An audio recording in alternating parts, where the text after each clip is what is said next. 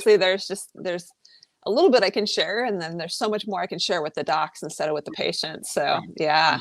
Right. So this should be good. This should be good. Yeah. All And right. just so you know, I won't share Well, any company names. Oh, okay. are we live? Gotcha. Yeah. Okay.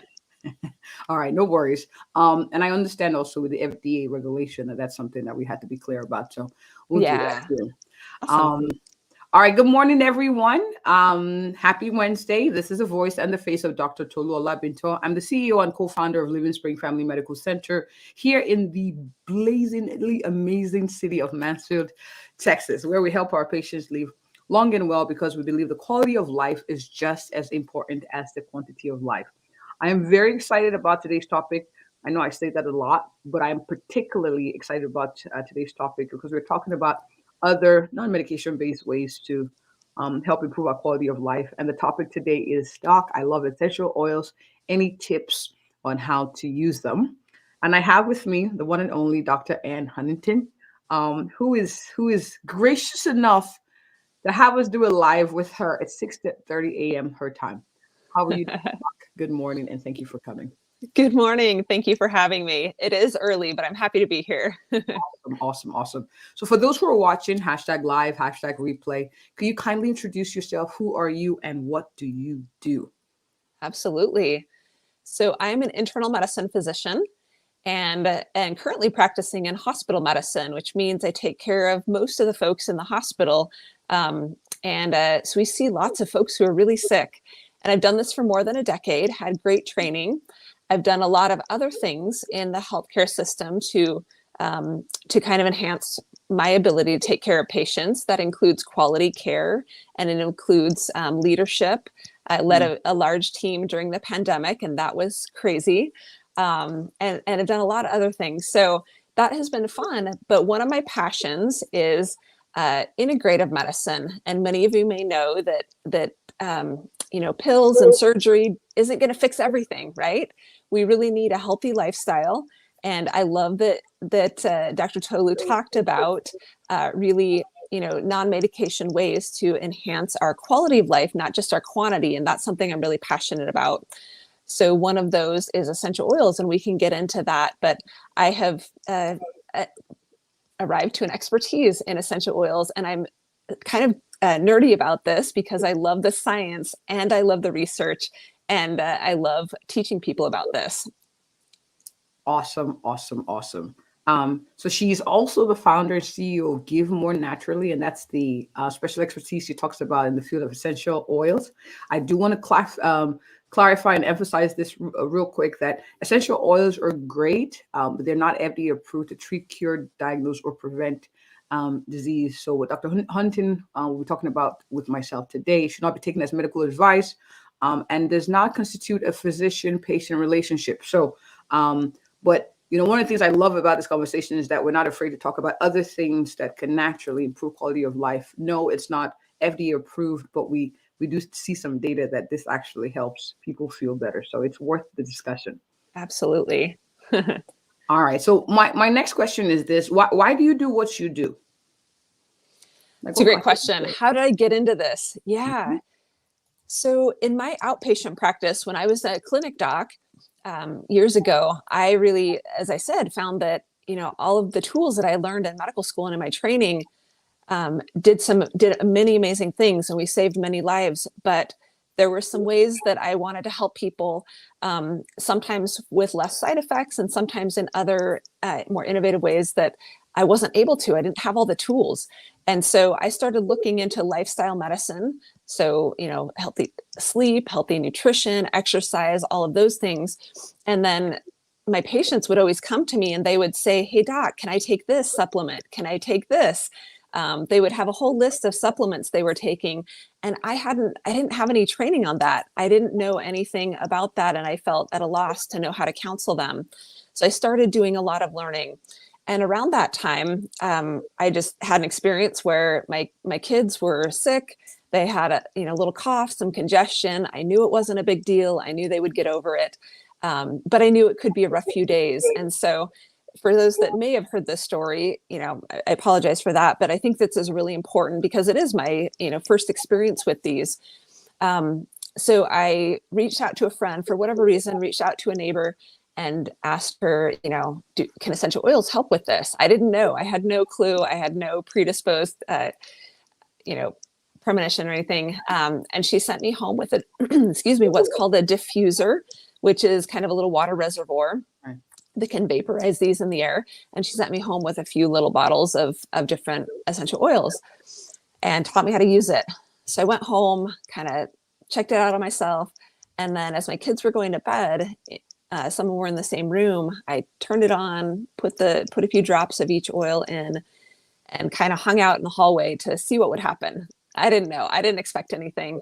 And again, don't think, for those who are listening, don't think that this is going to happen every time or this is a cure. We're not treating anything. We can't say that they're not FDA approved to treat specific conditions. But in that few moments when I was, starting to diffuse those, their cough subsided, their congestion got better, they fell asleep. It wasn't a bad night as it had been before. The next morning was great. They were, their improvement, seemed to be enhanced by this. And I realized that those were biologically active. And that was something I hadn't anticipated, that they actually did something. And at that point, I realized I had to learn more because this was a tool that I didn't previously have. And it really helped, change that evening and that week for us. So that's kind of my first exposure. And after that, as I started researching this and I started using them with my family, myself, with other people, we got great results. And, so I kept, having to learn more and needing to make sure were these safe, and not just effective. So it's a process. Awesome. I love that you have a personal experience that you can share, and that's what got you started on the journey, or help curve or divert you or pivot you to this Exactly. Phase. I like what you do. And it's so interesting. One of the things that we recommend at the clinic also for cold is the vaporizer. I like eucalyptus oil. I'm a big fan. Yeah. But I digress. So what are essential oils, Doc? What are essential oils? Yeah, great question. So essential oils are plant matter that has been distilled or pressed into to really get the oil out of the plant. So peppermint oil, for example, has little oil sacs, microscopic oil sacs in the leaves. Citrus fruit has microscopic oil sacs in the rind or the peel. And so those can be pressed or distilled or otherwise reduced to get the oil. And they're different from like our vegetable oils. They are volatile, meaning they evaporate from liquid to gas at room temperature. And they're lipophilic, just like other oils are, meaning that they can be absorbed into the skin. So that's kind of the basic. They can come from the roots, the leaves, the stem, bark, flowers, etc. of many different plants around the world. That's kind of just the essence. And they have a lot of chemistry in them. They have different chemical compounds to protect the plant from pests, from disease, from, to enhance the ability to pollinate, to, enhance longevity. So this chemistry is what, helps provide the therapeutic benefits for us. And that part's really important, especially when we look at quality. Okay. And how do they work? Because you're not ingesting them. How do they work? How do we use them? Yeah. So we can use them several different ways. The field of aromatherapy really focuses on the aromatic benefits. And as many of you know, we have a pretty quick connection to our brain through our nose, through our olfactory nerves. Right. So you can inhale, and the anesthesiologist listening and people that have been through surgery and through anesthesia will know that you can inhale gases and that can put you to sleep. Similarly, you can inhale, vaporized essential oils, and that can have an effect pretty quickly. It's actually a very quick connection, 15 to 20 seconds at the earliest to really start getting a benefit. But the olfactory nerves go through and can affect our brain with emotions, sometimes with memory, and really help enhance our emotions. So that's a really notable way that we use essential oils, by diffusing or by smelling the aroma. Another way is topically. Like I said, they can be absorbed in the skin. And that's, we have to be cautious with that because some can be really irritating to the skin and can cause rashes. And but you can use them over a sore joint or a sore muscle or other ways to be able to get them into the bloodstream, and also exert a local effect as well. And then more recently, in later years, we know that you can ingest some essential oils safely. You have to do this with expertise and you have to look at the research. But many of the food products like peppermint that we use in our food supply can also be used as essential oils and can have some beneficial effects. So that there's several ways to use them. And then I use them for cleaning as well, like make cleaning sprays and things like that, and some kind of do-it-yourself various things. So lots of ways to use them. Awesome, awesome. I have one. It's peppermint. I think it helps. Is it peppermint? Yeah, it wards away spiders. Yes, it does. And it smells so minty. It smells so good. Like it's And like ants. Yep. yeah. Yeah. So some people use it as their natural kind of pest control. You do have to use it, apply it more often because they'll evaporate. But yeah. Now you mentioned something. You said, when using these products, you should do your research. Now, are there any quick guidelines you could give? Like I want to research, so I just Google. Like, is there any guide real briefly to give for those who are saying, okay, how do I do a good research on what they're using? It's a good question. It's tricky because if you start Googling essential oils, you've got all these companies trying to sell them to you and we don't know what quality they are. So a big concern is the quality. They're not regulated. And so you could have any degree of quality of essential oils, just like you would in your supplements potentially. And you may not be getting what you think you're getting. So just to know, most essential oils, almost all essential oils on the market are either contaminated, adulterated, diluted, not great quality, okay? And what we're looking for is the chemistry to actually exert the beneficial effects. There's been studies of lavender that have shown that most of the products on the market have a chemical called linalool, and that chemical exerts a lot of calming benefits. And that in many of the products was at 0.3% to 3% from its concentration. But nature tells us that it should be somewhere around 25 to 45%. So by a factor of at least 10 to much more, these companies have very little of the therapeutic benefits in the essential oils, but they're calling them essential oils. And that's, I think, why a lot of doctors, when they hear about essential oils, they're like, oh, it's snake oil. It doesn't work. And yeah, of course, it's not going to work if you don't have the therapeutic, chemistry in there. Just like if I was going to prescribe a medication and I said, I'm going to prescribe a certain dose and we're getting, a 10th or 100th of what I think I'm getting. Of course, it's not going to work. So that's something important to know. A few tips that people can look at are, and I give, as I teach doctors, I give some, kind of get down to the research and get down to all the testing that should be done to really have the highest quality essential oil and the sourcing. But look at, is it wild crafted? Is it really from the place where the plant grows best? Is that where that's sourced? Because you can grow plants in many different places, but if it's not where the plant grows best, you won't have the best chemistry. Is it pure? Is it, really truly natural, the product? Now, many will say pure and natural and organic, but that doesn't mean that you've got the full essential oil. Look at, does it have the plant name? So does it have the Latin name of the plant?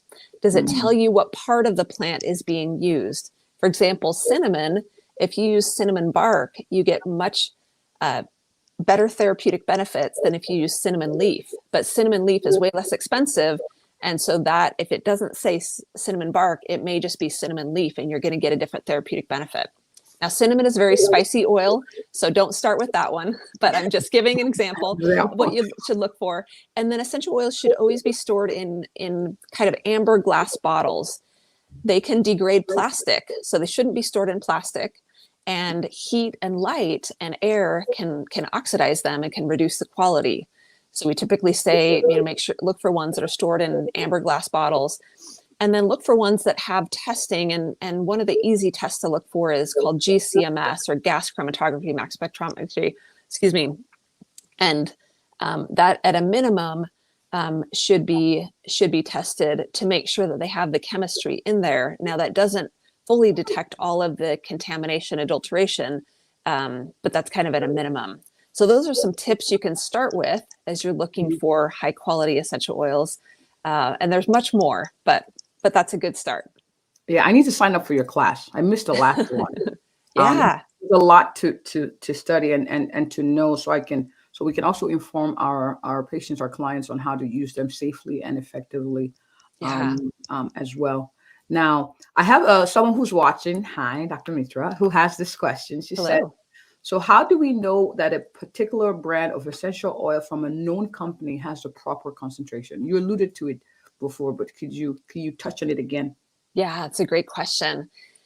So there's third party testing that's done, and you can look for companies that have third party testing and look to see if they release their results. So sometimes you'll have a batch number or a lot number on the bottle, and you can kind of pull that number up on the website, and it'll tell you more about the chemistry and the sourcing.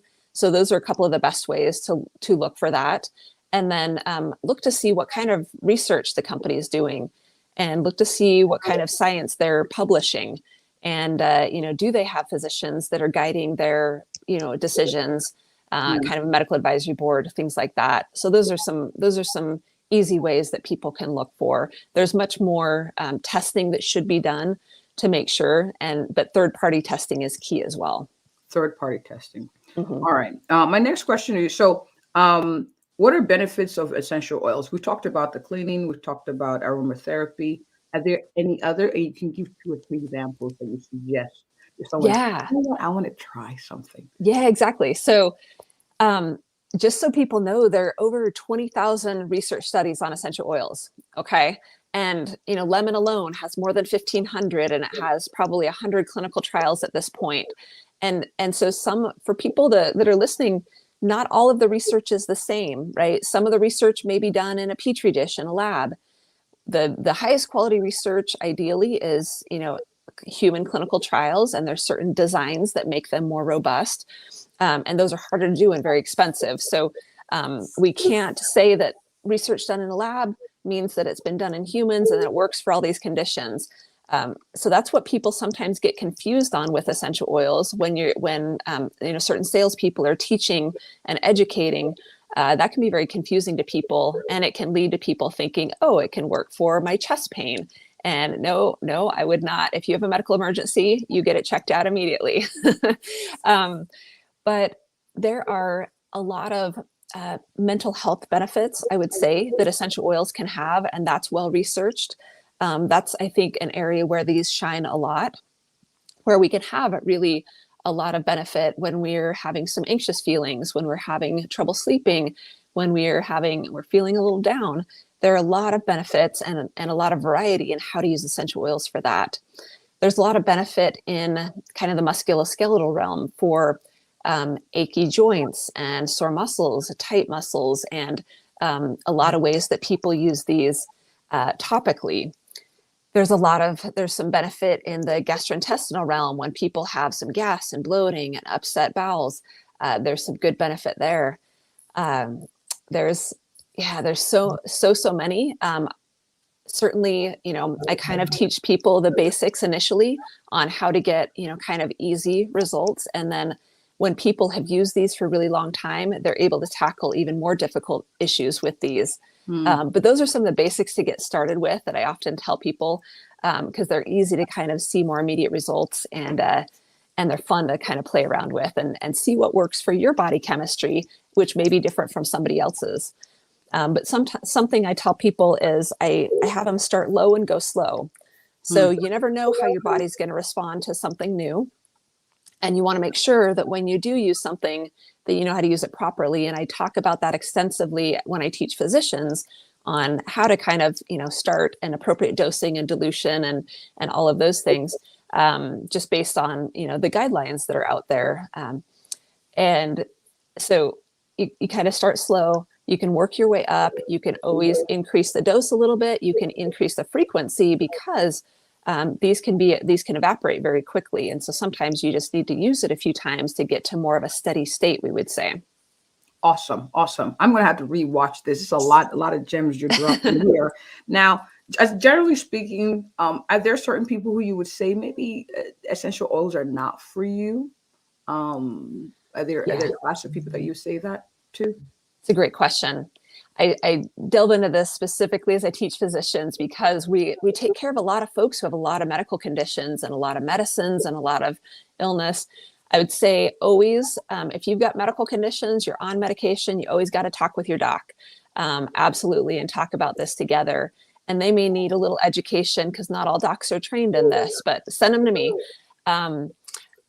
People that have chronic kidney disease, that have chronic liver disease, that have compromised immune systems, that are on certain treatments that affect their immune system, or cancer, they really need to, be cautious and make sure that they're working closely with their physician, know what they're doing. Pregnant women need to know that doesn't mean that you can never use them, but you have to know what you're doing, and you have to know which ones you shouldn't use in pregnancy and which ones you can. And there's not a ton of data on that. A lot of it is, kind of what we would recommend as far as what we know about interactions and what we know historically and what the research shows. And then in kids and elderly, you have to be super careful because their skin is thinner, right? And the kids are smaller and they're going to react differently. So there's certain populations, and then even, folks that have seizure disorder, they need to talk with their doc too. So, but in general, always say doc with your doc, but it's not that these populations can't ever use them. They just need to know what they're doing and be very cautious. Yes, be very cautious. And I love earlier you emphasized start low, go slow. Mm-hmm. With anything, if you do attempt, even with the blessing of your physician, start low and go slow. Yeah. Wow, this is great. I'm looking forward to taking your class. Yeah. So people are watching. Man, I like this. I like that a doctor will take time to do more research and commit to providing evidence-based to a certain degree or allowable to allow people to live better quality of lives, not only dependent on medication. I love what you do, Doc. And they're wondering, how can I connect with her? How can I have her come speak on my platform? How do I reach out to her? Doc, where can people find you? Yeah, absolutely. This is a message that needs to go out far and wide, because it can really, once people learn how to use these, it can benefit their whole life. Like, I have a whole new toolkit that I never had before. It's so amazing. So my website is www.givemorenaturally.com. As Dr. Tolu said, that is my company. And so my email is support@givemorenaturally.com. And then you can find me on Facebook and Instagram, although I'm working on Instagram. So you can reach out to me that way too. Give More Naturally at Instagram, and then on LinkedIn as well. So those are some ways to connect with me, and please, connect. Happy to, I'm really focused right now on teaching physicians and pharmacists and dentists, but I'm very comfortable teaching, everybody, and we'll have additional resources for other people in the future as well. So connect with us, join my email list. Anybody can join my email list, and we give out tidbits of fun things. And eventually I will start a YouTube channel. That's on my to-do list. So. Awesome. And I've put that information there. And I have comments in the chat saying, thank you so much for doing this, Doc. So we appreciate you. Yeah. Thank you all for listening. Thank you, Dr. Tolu. Oh, my pleasure. My pleasure. Thank you all for watching. Those of you who joined this live, those of you who are going to watch this in replay, please share this. You can just simply tag them in the comment section with this live video, or forward to friends and family who could benefit from this video. And on that note, if you or anyone you know is looking for an awesome, a thorough, and a passionate family physician who would do things and have conversations to help you live long and well, I am she. Happy Wednesday, everyone. Have a good one. Thank you. Bye.